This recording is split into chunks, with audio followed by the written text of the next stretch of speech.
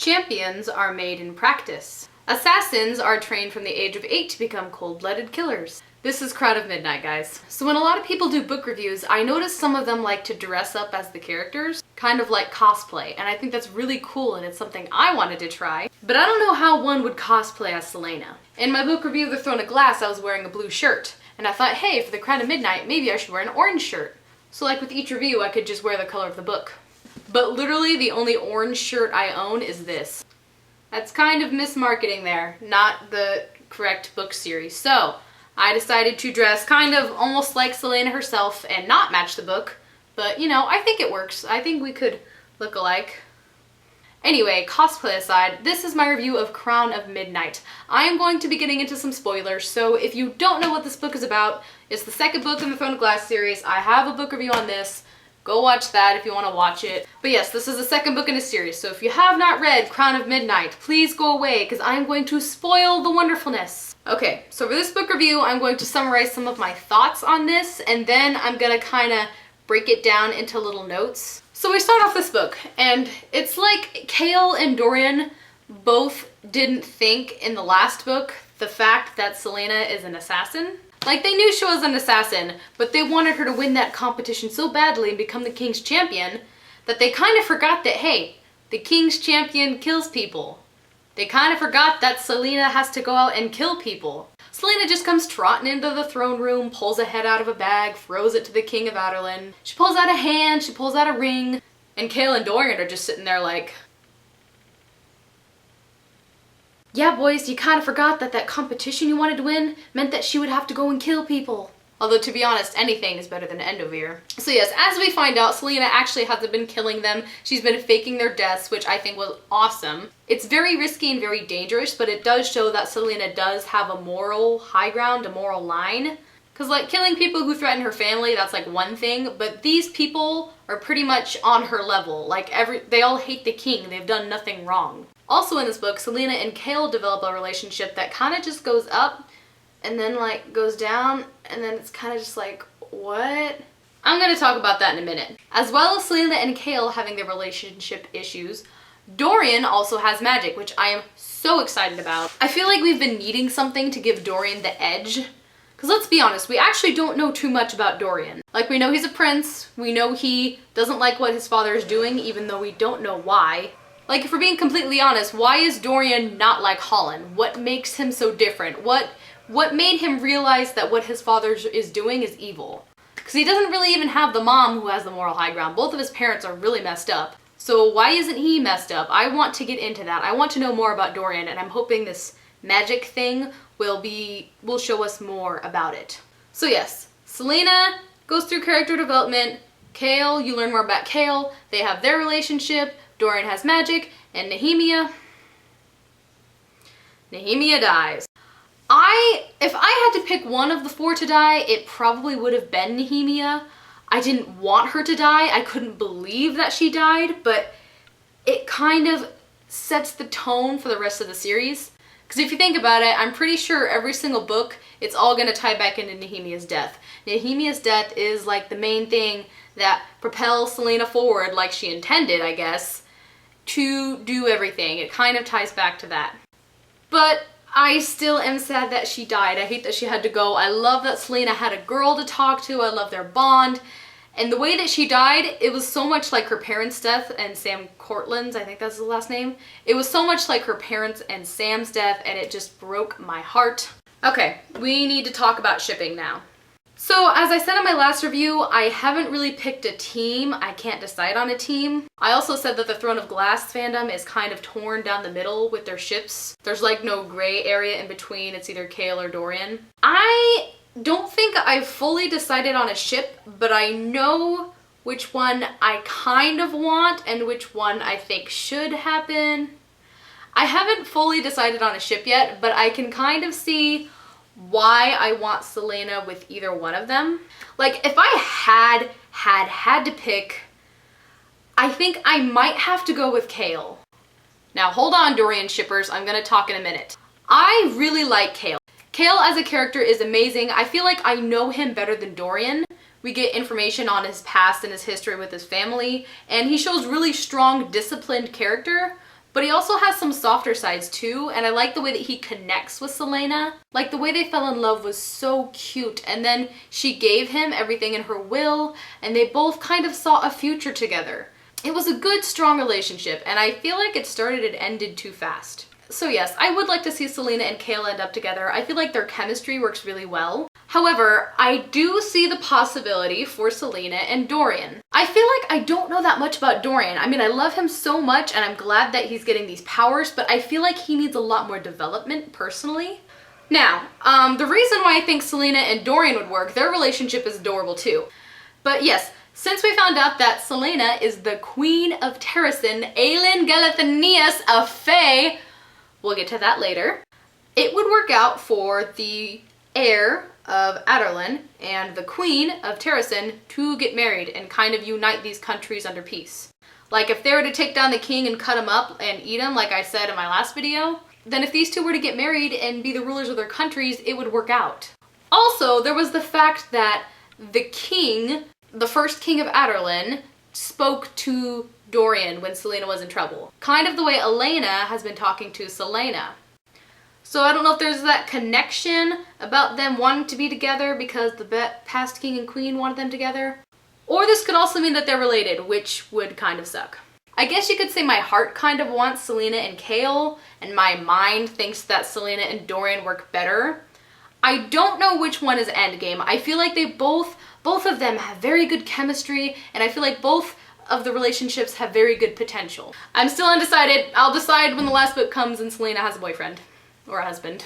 So now I'm going to get into the little tidbits that I found, so I hope you're ready. So this is one of the things I liked about Celaena and Chaol's relationship, because Chaol's kind of been her trainer, getting her back into shape.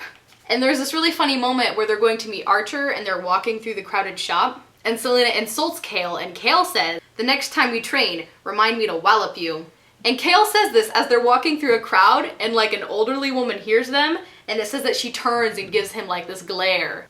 And I'm just imagining like the captain of the guard and Celaena walking through and Chaol talking about how he's gonna beat her and this old woman just giving him this look like, "What you say you gonna do, boy?" I don't know, I just like that they tease each other all the time. It's really adorable. There was this really sweet moment about a girl named Rhaena. She was the one who came to the castle and she sang that song about the Fae.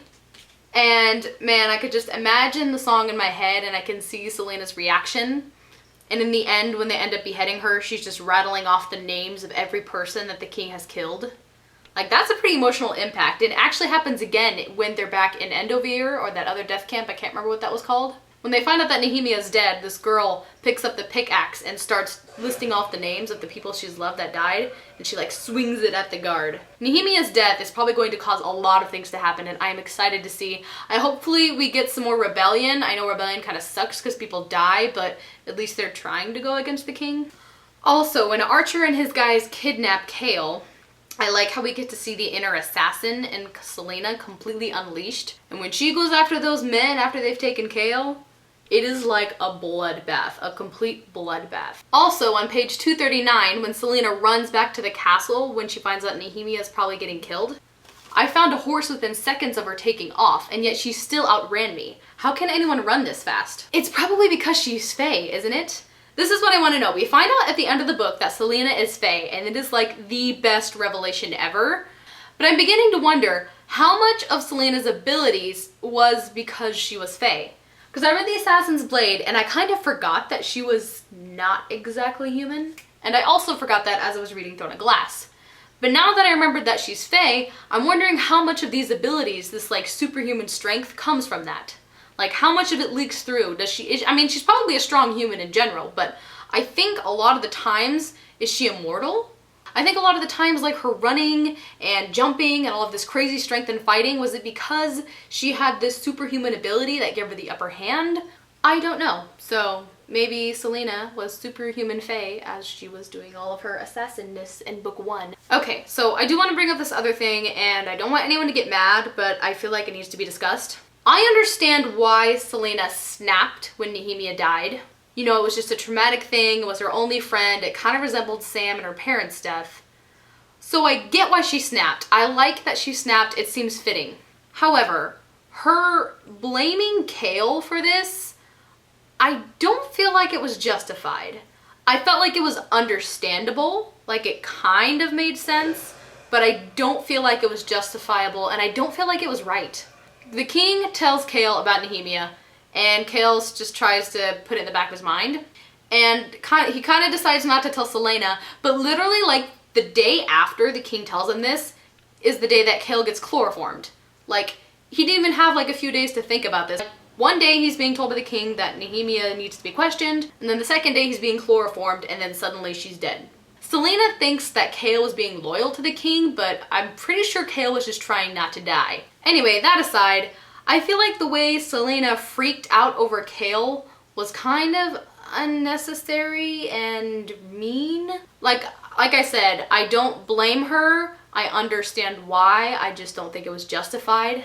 Cause she's like, I hate you. You will always be my enemy. Really? Was he the one who killed Nehemia and slaughtered him?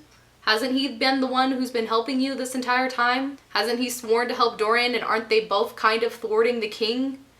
Always your enemy. All the time. For messing up one time. Kind of. And the thing is, Chaol also blames himself. Like, yeah, it was kind of all my fault. And I thought to myself, no, it kind of wasn't all your fault. You barely had anything to do with this. I feel like all of the blame was just shoved on you very misguidedly. That's just my opinion. I want you guys to, do you think Chaol really deserved all of the screaming and the scratching of the face and the I hate you, you will always be my enemy for just kind of a small mistake? Like, he messed up. Yeah, I'll admit that Chaol messed up. But I don't think he did anything too crazy to deserve this much yelling and hatred. We need more of Dorian. That's what I've learned from the end of this book. I try not to condone violence, but when Celaena completely murdered Grave, I was kind of okay with it. He was kind of a douche to begin with, and the fact that he had a hand in killing Nehemia, she just, slaughtered him up, and I'm like, you do what you do.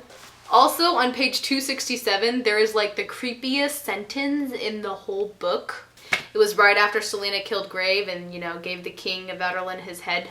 Then Celaena and the king of Adarlan smiled at each other, and it was the most terrifying thing Dorian had ever seen. Like, just really picture that for a moment. Celaena's just got done with a bloodbath, and the king's sitting there on his throne, and they just look at each other and smile. That is the most terrifying thing I've ever seen. I agree with you, Dorian. That is pretty creepy. Also, the king has the Rid Keys, or the Word Keys, or the Weird Keys, or whatever you want to call these things. Apparently, they deal with powers between dimensions, which is, like, epic, and that's kind of how the king banished magic. Also, it said that the king found these when he was 20 years old. That's pretty much how old Dorian is, isn't it? I want to know more about the king. I want to know how he found the Rid Keys, and I want to know if there is this magic that is possibly making him evil. Because the king really doesn't have a motive, so I'm wondering if maybe when he found the keys when he was 20, something kind of twisted up in his mind and he became this evil, hungry power lord? Or has he always been twisted from the beginning? Was he just born evil? I also like in the end when Dorian is spoken to by the king of Adarlan that Celaena's in trouble, he immediately goes to Chaol. What kind of trouble? Chaol asked. The kind that had me coming to get you and not the other guards. I love Dorian and Chaol's friendship. I hope we delve more into that because they have a good bond. You don't see it all the time, but they do have a strong friendship. And I like that Dorian immediately goes to get Chaol. Like, the three of them are kind of in this together. They kind of need each other, even if they both like the same girl. Also, tying in with being Fae, Celaena can heal herself. That's why she had the healer look at the boys before herself, not just because she was trying to be tough, but because her Fae powers already healed her up. I want to know so much more about the Fae. I am so interested. I love this so much. The whole scene with the dimensions, like, gave me a heart attack because I thought someone was going to get trapped on the other side, and I did not want it to be Fleetfoot. I'm just kidding. I didn't want Chaol or Celaena over there, or Dorian. I didn't want anyone in the other dimension. I wanted them all to be safe. And I am glad that Archer is dead. I kind of trusted Archer, but I wasn't sure what to think of him. The more we got to know him and the more he delayed his death, the more I thought he was up to something. And once again, I'm kind of okay that Celaena killed him.